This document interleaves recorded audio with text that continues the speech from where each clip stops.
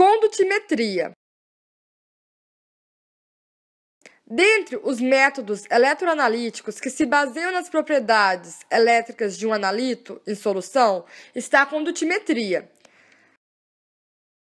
A condutimetria é um método de análise de íons que se baseia na medida da condutividade elétrica de uma solução. A condutividade, que é o inverso da resistência, depende da concentração e natureza das várias espécies químicas presentes na solução, que define a capacidade de transporte de carga que esta mesma solução apresenta. Em soluções de eletrólitos fortes, onde as espécies químicas estão completamente dissociadas, o transporte de carga é mais eficiente. Sob influência do campo elétrico, os cátions vão migrar para o eletrodo negativo e os ânions vão migrar para o eletrodo positivo. Essa migração dos íons constitui um fluxo de corrente elétrica no interior da solução, que não vai depender somente da concentração dos íons, mas também vai depender da velocidade que cada íon se move. Tipos de condutores. Podemos ter dois tipos de condutores, o de primeira classe e o de segunda classe. Os condutores de primeira classe, ou eletrônicos, que podem ser os metais, as ligas metálicas ou os semicondutores. Neste caso, a condução de corrente elétrica é feita por elétrons. Não envolve o transporte de matéria durante o processo de condução de corrente. E não há alteração das propriedades químicas do condutor. Os condutores de segunda classe, ou os eletrolíticos, que são as soluções iônicas, neste caso, a condução de eletricidade se dá à custa do movimento de íons em solução, ou seja, com transporte de matéria. Em análise condutimétrica, só tem interesse na condutância dos condutores de segunda classe. Supondo uma solução que contém um eletrólito, na qual são colocados dois eletrodos de platina a uma determinada distância um do outro, aos quais se aplica uma diferença de potencial que induz a passagem de corrente elétrica, a resistência dessa solução pode ser dada pela seguinte expressão: a resistência é igual a ρ vezes a distância dividido pela área, em que essa resistência aumenta com a distância entre os eletrodos e é inversamente proporcional à área dos mesmos. A grandeza distância dividido pela área é a constante de célula e deve ser determinada por medição de uma solução de resistividade conhecida. A determinação da constante da célula pelo cálculo da distância entre os eletrodos e da sua área não é possível, principalmente devido ao campo elétrico entre eles não ser homogêneo, que é um dos pressupostos na dedução da equação da resistência. Para determinar a constante da célula, deve-se usar uma constante de resistência da mesma ordem de grandeza da solução a determinar. A solução de aferição da constante da célula é, em geral, uma solução de cloreto de potássio. A resistência em condutores depende da natureza e dimensões do condutor, como a viscosidade da solução e o grau de hidratação dos íons, que afeta o seu tamanho, e, consequentemente, sua velocidade em solução varia com a temperatura. A resistividade depende da temperatura a qual se faz as medições, e as medidas devem ser realizadas em células termostatizadas.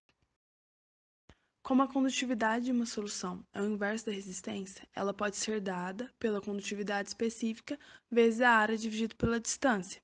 Essa condutividade específica pode ser expressa combinando a expressão anterior com a lei de Ohm, ou seja, pode-se dizer que o gradiente potencial é a força promotora necessária para induzir uma densidade de corrente no meio de condutividade. As medidas de condutância elétrica permitem diferenciar os eletrólitos fracos e fortes. Os eletrólitos fortes são dados pela lei de Coulomb, já os fracos são estudados pela lei de diluição de Ostwald. Examinando a dependência da condutividade com concentração, é possível determinar a condutividade de eletrólitos a uma diluição infinita, e desta forma calcular o grau de dissociação e a constante de dissociação de eletrólitos fracos. Ao analisar os gráficos, é possível perceber que os eletrólitos fortes apresentam uma condutividade que aumenta muito com o aumento da concentração. Já em eletrólitos fracos, a condutividade aumenta gradualmente com o aumento da concentração. Quando se estuda a condutividade de várias soluções, chega-se à conclusão que esta é uma função da concentração de eletrólito. Então, podemos definir a condutividade molar iônica pela seguinte expressão: lambda igual a K sobre C. Esta relação é intuitiva, pois quanto mais íons em soluções transportarem corrente, maior será a condutividade para uma força promotora fixa, ou seja, teremos o mesmo ΔV. Quando a concentração de eletrólito tende a zero, a condutividade é chamada de condutividade molar de diluição infinita. No caso de eletrólitos fortes, a condutividade molar de diluição infinita pode ser determinada através da lei de Korrauski, da migração independente. Segundo esta lei, em diluição infinita, os cátions e ânions se movem independente uns dos outros. Então, temos que a condutividade molar de diluição infinita será igual a condutividades molares iônicas dos cátions e ânions, respectivamente. Eletrólitos fracos não se dissociam completamente e possuem condutividade menor do que eletrólitos fortes. Com o aumento da concentração de íons, o equilíbrio de dissociação é deslocado na direção das moléculas não dissociadas. O grau de dissociação alfa de eletrólitos fracos é dado pelo coeficiente da condutividade molar dividido pela condutividade molar à diluição infinita. A lei de Osterhout é válida para eletrólitos fracos, permitindo desta forma calcular a constante de dissociação K. Migração de H+ e OH-. Podemos notar que o OH+ e o OH- têm valores anormalmente elevados de condutividades iônicas. Isso vai acontecer porque um mecanismo específico de condução pode atuar para essas duas espécies em água, pois elas são os constituintes do solvente. Os outros íons são atraídos pelo campo elétrico e, para se mover, eles têm que se afastar do seu caminho as moléculas do solvente. O H+ e o OH-, por outro lado, podem usar a própria estrutura do solvente, que são as ligações de hidrogênio, para progredirem sem ter que afastar as moléculas do solvente. Um hidrogênio, ao encontrar a cadeia de moléculas de água ligadas por pontes de hidrogênio, pode induzir uma reorganização das pontes de hidrogênio e efetivamente progredir na direção desejada, sem afastar do seu caminho as moléculas de água. Falaremos agora sobre a medição de condutividade em soluções. Para isso, toma-se como exemplo uma solução de ácido clorídrico. Ao aplicar uma diferença de potencial aos eletrodos, esta vai criar um gradiente de potencial em solução, que vai estimular a migração dos íons H+ para o cátodo e dos íons Cl- para o ânodo.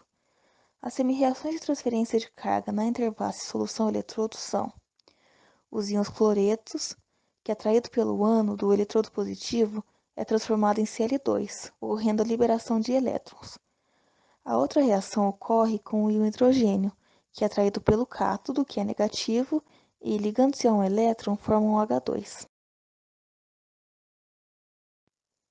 Percebe-se pelas reações citadas que ocorrerá o consumo dos íons dos eletrodos, o que irá causar a diminuição da condutividade da solução, pois esta é proporcional à concentração de íons. Assim, não se pode usar corrente direta neste tipo de medida, por isso usa-se a corrente alterna, pois com a alteração da polaridade dos eletrodos, impede-se a reação farádica. Desta forma, o eletrodo faz o papel de cátodo e de ânodo. Como os períodos de tempo que os eletrodos permanecem em cada função é muito curto para permitir a reação de transferência de carga, não há conversão de Cl- em Cl2 e nem de H- em H2.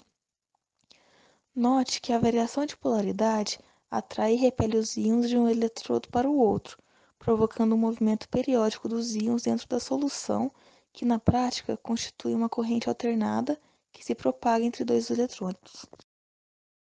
As titulações condutométricas requerem células especiais e um aparelho para medida da condutância. As células consistem essencialmente de recipientes de forma adequada munidos de 2 eletrodos de platina. Os eletrodos de platina contêm a forma de lâminas, em que estes estão dispostos de forma vertical. Os eletrodos costumam ser levemente cobertos de negro de platina a fim de reduzir os efeitos da capacitância. Dentre as aplicações da condutimetria está o controle da pureza em água destilada e desionizada, condensados e substâncias orgânicas. A determinação dos eletrólitos residuais em água potável, água desmineralizada, água para alimentação de caldeiras e efluentes. Utiliza-se também para determinar a concentração de sais em banho de salmoura, salinas, solos, águas de irrigação, fertilizantes, fibras e teixes, banhos de anodização, galvanização, soluções fisiológicas, alimentos e sucos de frutas. No processamento químico, faz-se a detecção do fim da lavagem de precipitados e a determinação da solubilidade de sais pouco solúveis. Titulação condutimétrica. A titulação condutimétrica se baseia na determinação do ponto de equivalência de uma titulação através de variações da condutância da solução do analito pela adição do titulante. É utilizada na titulação de ácido-base, titulação de precipitação e titulação de complexação. Na titulação condutimétrica, a falta de especificidade dos métodos condutimétricos não apresenta problema, pois não é necessário o conhecimento exato da condutância a cada ponto, mas que a variação da mesma depende apenas da reação principal. As vantagens dessa titulação em relação à titulação clássica é que ela pode ser utilizada para soluções turvas, opacas ou coloridas. Também pode ser utilizada para a titulação de ácido fraco com base fraca e com ponto final muito próximo ao ponto de ebulição. Ela também aproveita reações para as quais a técnica convencional é impraticável por falta de indicadores. Além disso, ela é aplicável para soluções muito diluídas. Já as desvantagens dessa titulação, ela requer um tempo e um custo maior na análise, necessita de equipamento especial e, além disso, os resultados são considerados insatisfatórios se a matriz apresentar uma alta condutividade.